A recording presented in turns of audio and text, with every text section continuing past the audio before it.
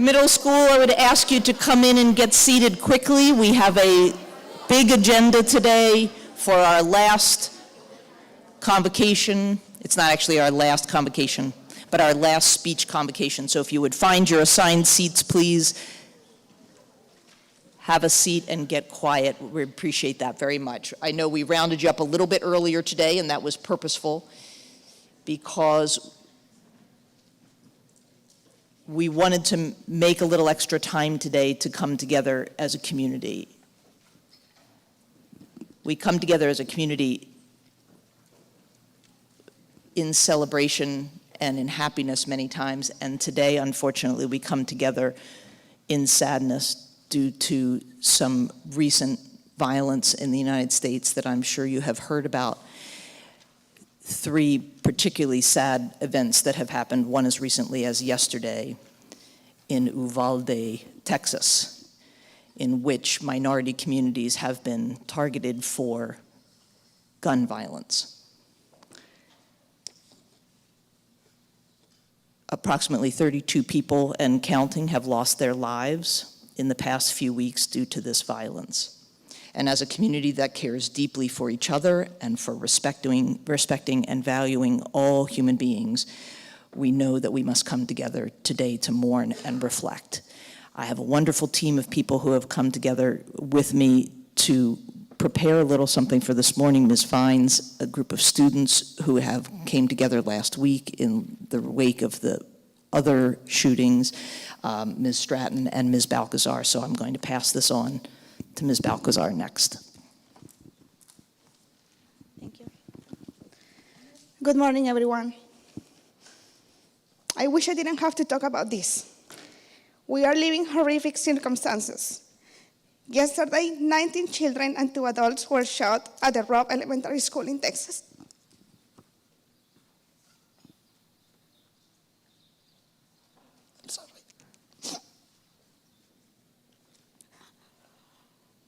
In the last 2 weeks, there has been 3 different shootings that have impacted BIPOC communities. First, the African American, then the APIRA community, and now the Latinx one. As a DEI practitioner, we hear about all the tragic events. And it lands different when you see people that look like you represented. As community, we renounce violence like this and offer our support and condolences to all the families and all the lives have been impacted by this. Ms. Vines. Thank you. So last week, we had a processing space for any students that wanted to come to just share their feelings, their thoughts about the Buffalo shooting. This was, of course, before we got the tragic news yesterday about the shooting in Texas. But we had 4 6th graders come, and they had some wonderful ideas about what we could do as a community. And so I'm going to invite them up right now, Iman, Maddie, Sapna, and Alessia.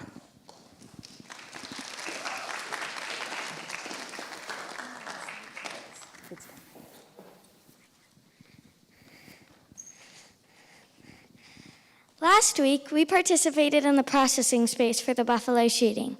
We came up with the idea to create a slideshow to honor the victims of these horrific events. For the rest of the school year, we'll be creating a memorial to honor these lives. We are going to be listing the names of these lives lost. We'll be putting out a base design, but you can add anything from a picture or a quote to anything you feel in your heart.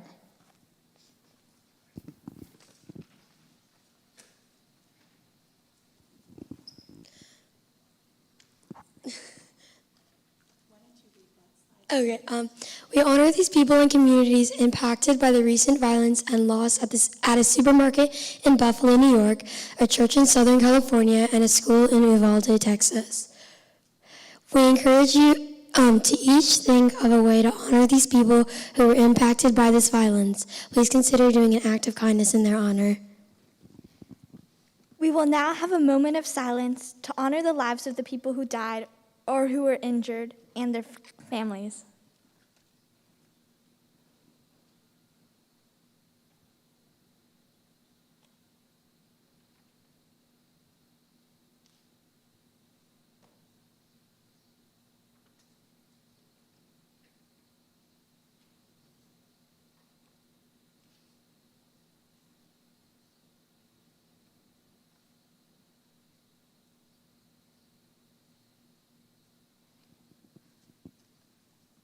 Yeah, thank you. Thank you.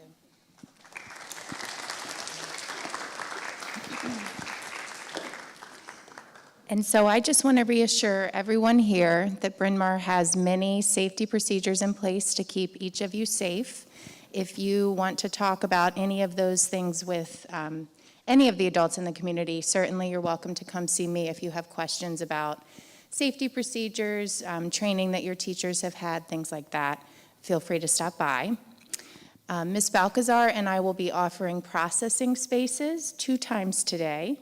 If you are in 6th and 7th grade, you can meet us on the side patio right next to the north building during lunch. Bring your lunch and I will be there to support you. It's optional. And then during 7th period, 8th graders can meet with Ms. Balcazar in her classroom. Thank you, everybody.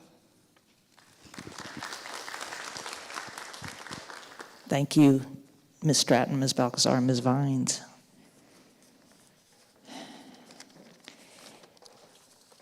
So I think it's so fitting that we leave this moment of silence and move on to our final speeches, because when I think about being the change we wish to see in the world, our 8th grade capstone leadership class is absolutely the change that we want to see in the world, and it hopefully demonstrates to you all the power of your voice and your actions to bring about a better world. So with that, Kate Strand.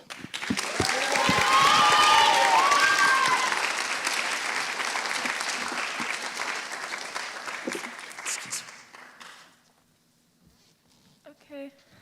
Hi.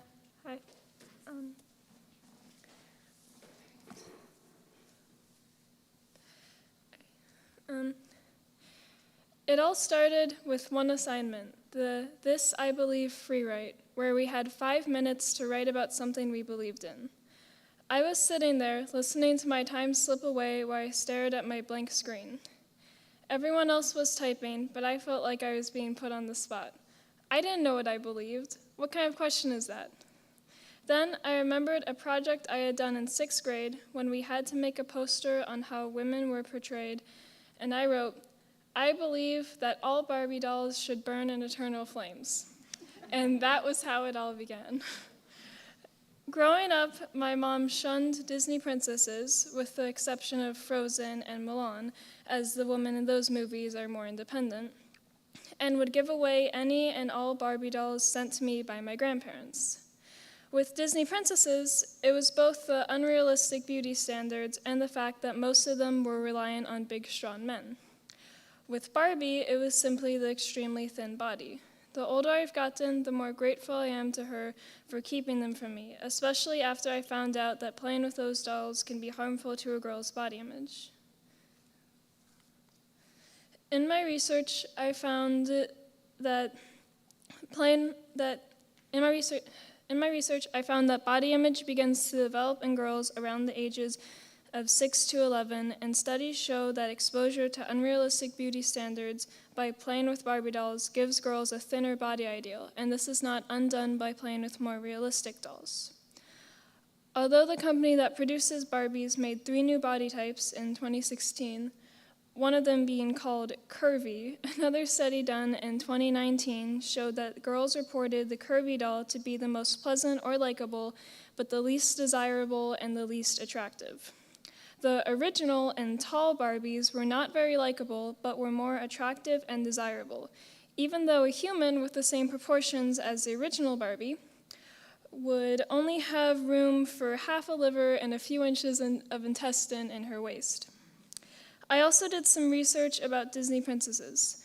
Did you know that In the 11 official Disney princesses, 6 of them have a waist more narrow than the distance between each eye. After gathering all my research, I wasn't quite sure what to do with it, so I made a slideshow. My original idea was to present this to the parents of Bryn Mawr School lower schoolers, since they're the ones in charge of what their daughters can play with and watch, and lower school is in the age range when body image develops. However, I learned from the lower school counselor that they can't let students present to parents since there isn't currently a forum for that. She did suggest that I present my slideshow to middle school teachers, since many of them are parents themselves. At first, it was going to be held after school on May 3rd, but we had to postpone it to the following week. On Tuesday, May 10th, I gave my presentation to 6 middle school teachers and answered their questions after. While interviewing people for seminar, I was outside my comfort zone. I don't like talking to any adult I don't know, and interviewing grown-ups I barely knew just reinforced this trait. It helped that we had our questions written ahead of time and that I could focus on taking notes while interviewing people. I also had to practice being flexible when I couldn't present to parents and had to switch to presenting to teachers after school.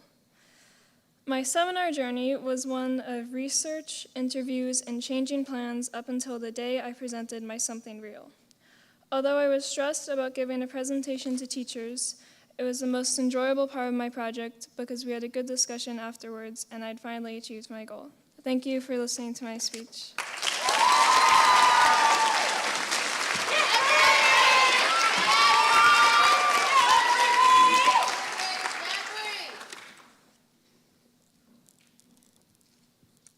Wow, I can't believe that I'm here. I remember sitting in those seats over there thinking about how far away my seminar speech was from then. Funny, huh? Now I'm here presenting a topic that I am very passionate about, and I can't wait to tell you all. Hi, my name is Aubrey Jordan, and for my seminar project, I did a workshop for Black families at Bryn Mawr. Let's start from the beginning. When I began brainstorming this project with the help of my friend Macy, I started to research how Black girls felt being at a predominantly white institution, or PWI for short. I knew growing up that I never felt comfortable accepting my culture because so little of it surrounded me in a school setting. I always felt like I wasn't good enough or my hair wasn't good enough. In my research, a study showed that Black women suffer more anxiety around hair issues and spend more on hair care than their white peers. They are almost twice as likely to experience social pressure at work to straighten their hair compared to white women. If you look at this diagram here, Black women feel more disrespected than any other race in the workforce. I realized that I felt this way, even though I was not in the workforce necessarily, but in a PWI. I then came across an article by a high school student named Jenny Mathos who claimed that going to a PWI was never going to be easy. I knew this, of course, but I never expected it to feel this lonely. She also said, "My parents pay a lot for me to go to this school and be a member of this community, but it doesn't feel like I'm a part of their community. It feels like I can go to their school and be in their classes, but I will never be a part of their school community. You are simply just a tourist on their island." I thought about this quote, how it connected to me in so many ways. Sometimes I really did feel like a tourist. This quote also made me think of multiple microaggressions surrounding my Black hair. As an example of this was when people came up and touched it, asked about it, etc. After reading this, I wondered if my Black peers felt the same way as me about this topic, so I asked Bryn Mawr alums questions about their experience at Bryn Mawr. Yeah, I mean, I think for me, it was a feeling of never quite really fitting in, like even from such like a young age, knowing that like even though I had friends, all different races, all different nationalities, and I'm really grateful for Bryn Mawr for that, and I'm really grateful for the education, but I think socially, especially when it came to like certain aspects, like I had a really hard time, and I was very outgoing. I was in every single club leaders, doing all of the varsity sports, like I was out there, but I just found it such like a draining time, especially like having people question my Blackness all the time, and like not really feeling. It's a totally different generation with that, so I definitely can see how it's different, especially with you being there for so long and then all of these racial issues coming up while you're still there. I then asked my peers the question, how does it feel to be Black at Bryn Mawr? but like sometimes like academic places you feel like you have to succeed like 10 times more than everybody else, because that's what we've been told since like we were kids. Well, I feel like your culture is sort of suppressed in a way, because I feel like it's like the conversations you have are really awkward. I feel like it's not normalized to like talk about your background and your culture. I feel like I have to over-exceed sometimes, especially in academics, because if I see like the rest of my peers that are doing really good and they're not black, I feel like I have to over-exceed that too. Socially, I feel comfortable in a sense because I feel like I have so many black friends around me that I don't feel like an outsider. I don't think it's too bad. I feel like because we keep on educating people about how we should be treated and how we should be seen, I feel like it just got a lot better. After listening to my peers' various responses, I realized that some would feel more comfortable in a space where they could talk outside of school. This made me think of the workshop, which I was originally going to do for Black hair, but then changed to supporting Black culture and having an open space for families to talk and share about their experiences, not just being Black at Bryn Mawr, but being Black in general. Here are some pictures of the workshop. This workshop included an open space to talk, demonstrations on how to do hair, a Black business fair where people walked around to multiple Black businesses and supported them, a student panel, and more. When I sent a Google form after the event, many students expressed how comfortable they felt during the event. One student said, "I felt really heard and represented. I felt less alone in my struggle of being a minority. It felt nice to be in a full room of people that shared similar experiences with me and made me feel more at peace with my identity." Overall, I think the most challenging part about this event was organizing it and contacting the Black business owners because there were so many of them to contact. What I have learned about young people making a difference is that if you just set a structured goal, then you can achieve it. This project has really taught me how to help others within my culture feel comfortable, even within a PWI. Thank you for listening, and I hope you all enjoyed my seminar speech.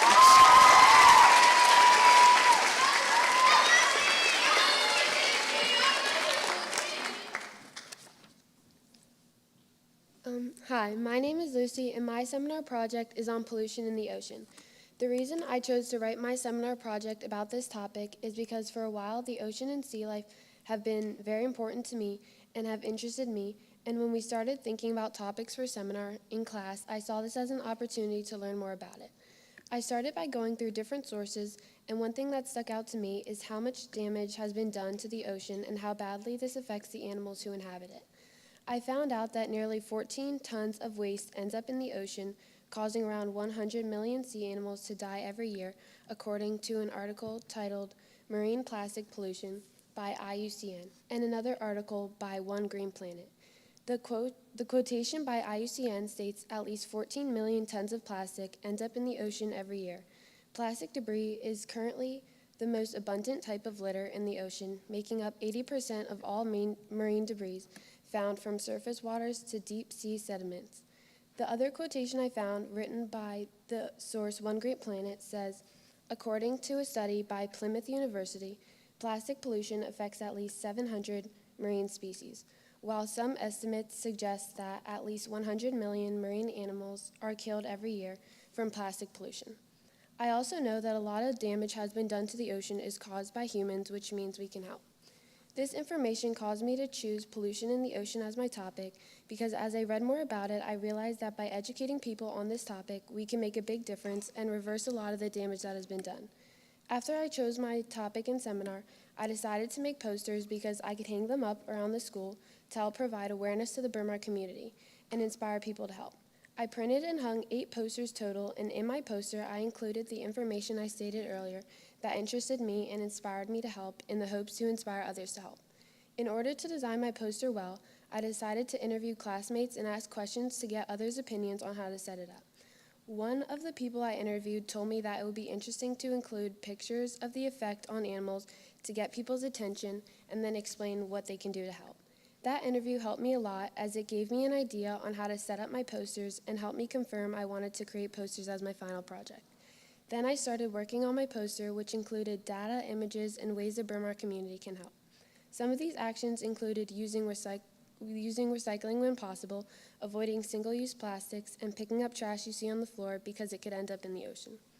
This project has helped me learn more about something I am interested in, which is pollution in the ocean, and given me the opportunity to teach others about it and what I have learned in my research. If I had more time to work on this project, I would most likely decide to create my own website to share more about what I've learned and include in more detail actions people can take in order to make a difference. Since I was not able to create my own website, these are some websites you can look at if you are interested in learning more about pollution in the ocean. In conclusion, seminar has not only taught me more about pollution in the ocean and how it affects sea life, but it has also shown me how much potential students have to make a difference, even if it just means spreading awareness and personal experiences or knowledge about an important topic.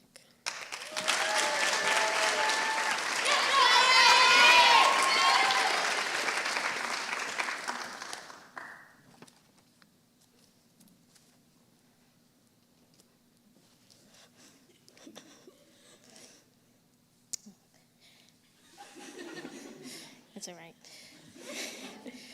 Hello, everyone. My name is Shelby Smith. For as long as I can remember, technology has always been an essential part of my life.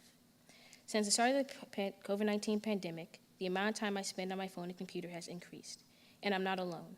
According to a survey conducted by Data Portal in 2021, the average person spends up to 6 hours and 56 minutes online every day.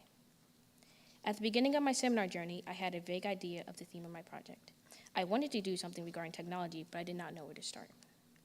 During one of the first seminar classes, Ms. Fines asked us to write one word on a rock to inspire us, and I wrote, innovation. For my seminar project, I made a podcast named Tech Talk, where I interviewed specialists in technology, social media, and mental health. My podcast has 3 episodes that discuss social media's effect on mental health, the application of technology, and the life of a social media influencer. I chose to create a podcast because it is an effective way to inform people and provides more information than a pamphlet. I plan to interview individuals in the technology field inside and outside the BMS community. First, I reached out to external experts, including nonprofit organizations, large corporations, and authors. However, most of them did not respond. So I decided to change my approach and contact smaller and local institutions. Dexter Carr Jr., the CEO and founder of G-Haven, a social impact esports organization that strives to create socially conscious gamers, responded to my email and scheduled an interview. To prepare for my interviews, I created an outline for each of my interviewees. Along with Mr. Carr, my other experts were Rebecca Robinson, a BMS alum and journalism candidate at Columbia University, Farrah Evans, also a Bryn Mawr alumna and Director of Student Support Services and Upper School Counselor, and Kyle Reynolds of the Bryn Mawr Tech Department. And don't worry, he allowed me to use this picture of him. To prepare for my interviews, I created an outline for each of my interviewees. Along with After completing all interviews with my experts, I used some of the information I gathered to formulate questions for the speakers who participated in my podcast. My speakers were Dr. Sandy McCain, the AP Psychology and History teacher at the Bryn Mawr School, Shannon Delavica Fearless, located in Baltimore, and Sujeen Shin, a TikToker with 800,000 followers. After completing 6 interviews, my confidence grew with each meeting. I learned how to ask unscripted and thought-provoking questions by taking notes of each of my interviewees' responses. Also, I learned that people's view of technology were more nuanced than I expected. Here's an excerpt from my interview with Dr. McCain. So how much time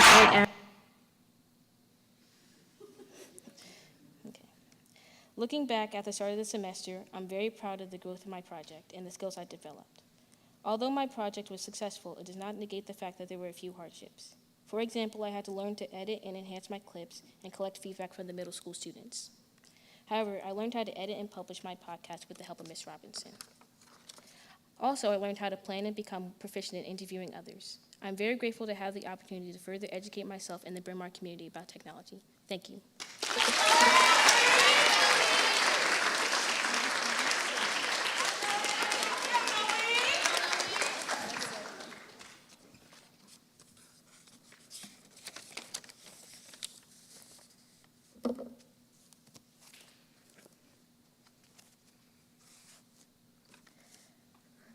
The harsh reality is climate change is real, and basic, what we've come to accept as, necessities are only accelerating this process. Something needs to change.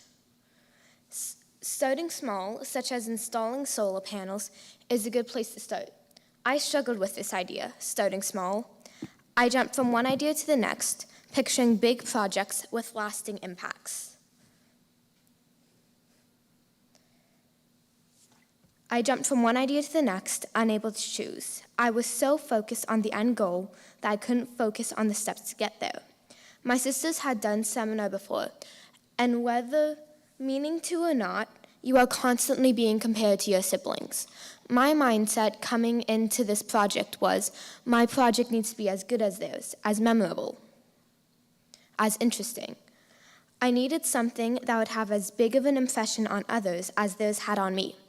It took me a long time to realize that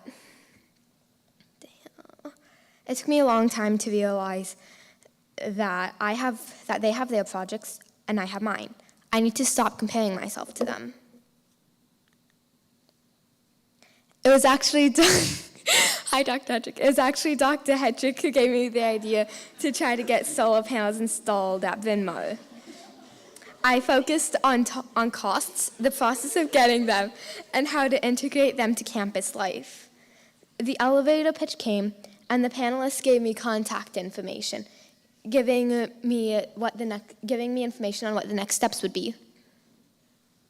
This is a really cool idea, taking something people know at a base level, that solar panels collect the sun's energy and turn it into electricity, and diving deeper into it.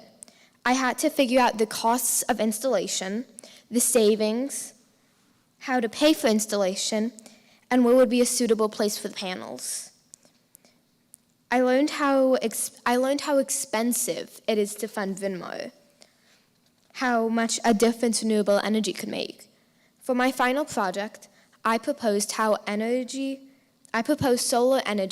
to Miss Sadler, our head of school, going over expenses, drawbacks, and impact it would have. I was unable to talk with installation companies, but with information given to me by the Lockout Brown Foundation, I was able to give estimates of what possible savings and installation costs would be. There's the possibility of saving $10,500 annually on electricity and this is based on the Gilman solar panels. There are so many curriculum activities that can be based around solar panels, from discovering the difficulties architects and engineers have when designing a building, figuring out the best way to power the building, and how to get in contact. I was able to get in contact with Mr. Cowell from Calvert to interview about Calvert's green energy. He reported more awareness about the environment and pride over the panels. There's also a market for SRECs, which are credits given by the state to show use of solar panels and generated power from said panels. There are a couple of drawbacks that few know about, such as a broken panel is considered hazardous waste. But not in California, because California is just built different. And they use materials that will exhaust if the solar panel industry continues its rapid expansion. I definitely struggled with a lot of scheduling and timing. As anyone who knows me can tell you, I am definitely not an organized person. I wrote down the wrong day of one meeting, so I missed it by an entire week. I scheduled a meeting on the day of silence, but I'm so thankful that the people I talked to are really considerate and understanding. I absolutely loved working with them. After my pitch to Miss Sadler, Miss Wolford, and Mr. Lauer, they asked me what the next steps would be. And I told them that the next steps would be to get an installation company and have them give a quote about what costs and installation would look like, as well as what would be the best place to get them installed. Do you want to know what they said? They asked when the next meeting with them would be. This project took me so much further than I thought it would. I thought I would have to stop after the final project, but now I'm being asked to continue working with them and leadership at Bryn to actually make this a reality. So take this as a lesson. If you have a good idea, run with it. Some things are a sprint, some are a marathon.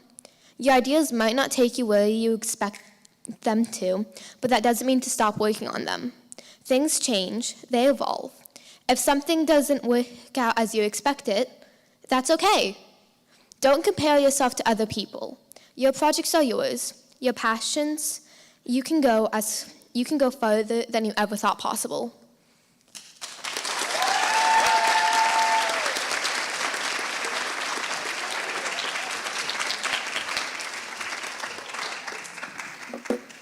What a befitting closing statement. You can go further than you ever thought possible. In 8th grade, all of you this year went further than we, I know I speak for Ms. McCumber, ever thought possible. Keep going. Give yourselves a hand, 8th grade. And in recognition of our 5 fine seminarians today, we have certificates of achievement to Catherine Strand for body image. Aubrey Jordan, Black Excellence Workshop. Lucy Harrion, Ocean Pollution. Shelby Smith, Technology Podcast. And Zoe Jackson, Solar Panels at BMS. Thank you so much, friends. This concludes our seminar speeches. Have a wonderful day.